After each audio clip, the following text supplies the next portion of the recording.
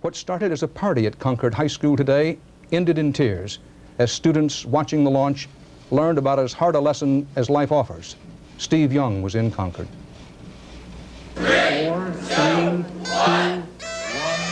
About 300 Concord High School students had gathered to watch the launch of their star social studies teacher. It took a minute to realize that what they were watching was a disaster. Malfunction! Would you like to hear about it or not? Students were dismissed about an hour later, still numb. Everybody's just like, they're all just falling apart, all the teachers and everything. I don't ever want to go there. It's been proven unsafe.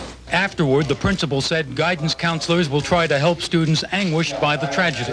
They're telling kids in particular that it's okay to feel bad about this. It's okay to be sorrowful. It's okay to cry. McAuliffe was one of the most popular teachers at Concord High. Students followed her training every step of the way. The 37-year-old mother of two hoped to show by her example that space is a world open to anyone.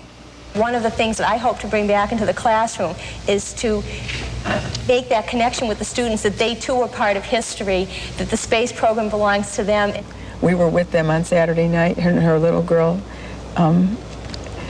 said to me, "Is Mommy in space yet?" And I said, "No, not yet, pretty soon." And everybody was just so happy. Everybody was so thrilled that out of 11,000 teachers, Krista was the one that was selected.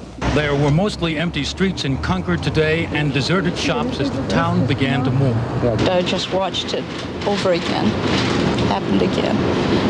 Very sad for the family and everybody. One friend took a picture of Krista during a town celebration last summer. She picked it up just today, left with a photo and her grief. Steve Young, CBS News, Concord. Besides the symbolism of putting school teacher Krista McAuliffe aboard today's flight to be the first public citizen American civilian in space, to spread the wonder and to inspire and teach the young back on Earth on live television, this Challenger mission had other goals in keeping with its reusable space plane, space truck workhorse role.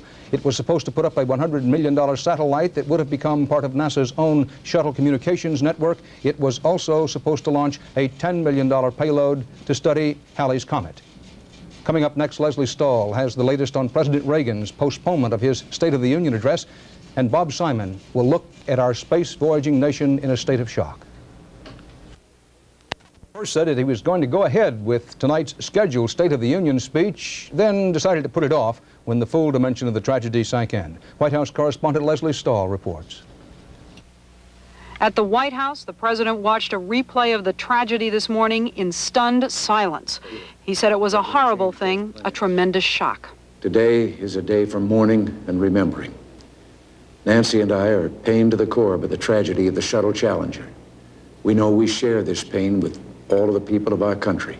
The president postponed his upbeat State of the Union speech tonight for 1 week and sent Vice President Bush off to Cape Canaveral this afternoon to convey his feelings personally to the families. But despite his sorrow, the president said he's determined that the space program continue. We don't hide our space program. We don't keep secrets and cover things up. We do it all up front and in public. That's the way freedom is, and we wouldn't change it for a minute. We'll continue our quest in space. There will be more shuttle flights and more shuttle crews, and yes, more volunteers, more civilians, more teachers in space.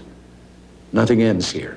It was Mr. Reagan's idea to send a teacher into space. Krista McAuliffe was his first thought when he heard the news this morning.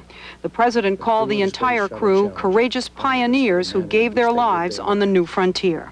We will never forget them, nor the last time we saw them this morning, as they prepared for their journey and waved goodbye and slipped the surly bonds of earth to touch the face of God. Space Agency officials waited most of the day before saying anything, and when they did speak, it was only to say they won't say anything until and unless they know for sure what happened, what went wrong. David Martin reports the investigation, day one.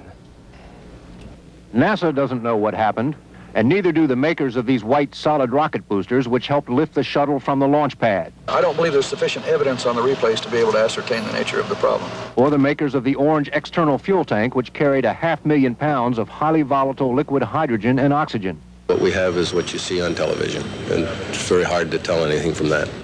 While investigators search for answers, there is only speculation by informed observers about the apparent leak which touched off the giant fireball, dwarfing the remains of one of the 140-foot solid rocket boosters. It appears that there were some burn-throughs and some flame leaks coming out, and once this extremely hot gas comes out, it could ignite an explosion of the external tank. But another expert said that alone could not have caused the massive fireball. The very large explosion that took place would have to have involved the propellants in this large tank. The hydrogen and oxygen. Hydrogen and oxygen in that tank. What could have caused the external tank to fail like that? Could it have been unexpected weather conditions high in the atmosphere?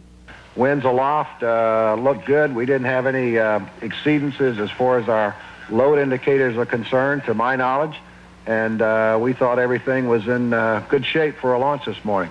Could it have been the ice which coated the shuttle just hours before launch? Most observers say no, since the launch was delayed to allow the ice time to melt. Right now, there are many more questions than answers. Until the investigators can come up with both answers and solutions, no more Americans will venture into space. David Martin, CBS News, the Pentagon. In a moment, the U.S. space program under pressure. Was it too much pressure?